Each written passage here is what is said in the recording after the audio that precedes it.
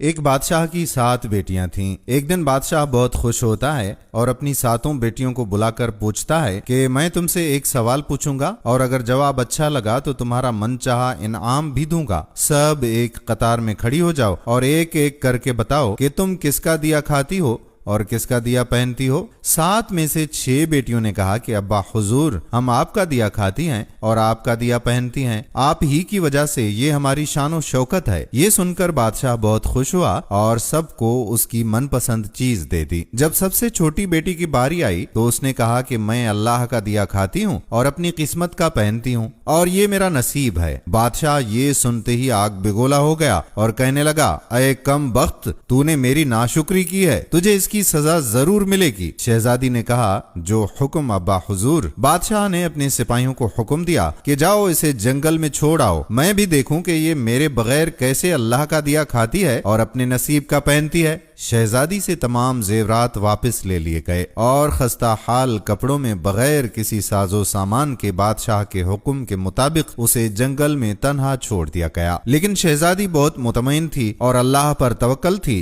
कि जो उसने रिज्क और ऐशो इशरत मेरे नसीब में लिखी है वो मुझे जरूर मिलेगी। सब सिपाही शहजादी को छोड़कर वापस चले गए। शहजादी जंगल को देखने लगी। चारों तरफ दरख्त ही दरख्त थे और दोपहर से शाम होने वाली थी कि शहजादी ने सोचा कि कुछ लकड़ियां जमा कर लूं ताकि रात को आग जलाऊं, फिर कोई जंगली जानवर पास नहीं आएगा और रात भी गुजर जाएगी। शहजादी जंगल में लकड़ियां ढूंढने चल पड़ी। उसकी नजर एक झोंपड़ी पर पड़ी जहां बाहर एक बकरी बंधी हुई थी और अंदर से खांसने की आवाज आ रही थी। पहले तो शहजादी बहुत हैरान हुई कि इतनी वीरान जगह पर झोंपड़ी। जब वो झोंपड़ी के अंदर दाखिल हुई तो क्या देखती है कि एक बूढ़ा ज़ईफ एक चारपाई पर लेटा हुआ है और खांस रहा है। खांसते खांसते पानी पानी पुकार रहा है। शहजादी उधर उधर देखती है तो कोने में एक पानी का घड़ा पड़ा होता है। वो गिलास में पानी भरकर बूढ़े ज़ईफ को पिलाती है। इतने में बूढ़ा ज़ईफ शहजादी से पूछता है कि बेटी, तुम कौन हो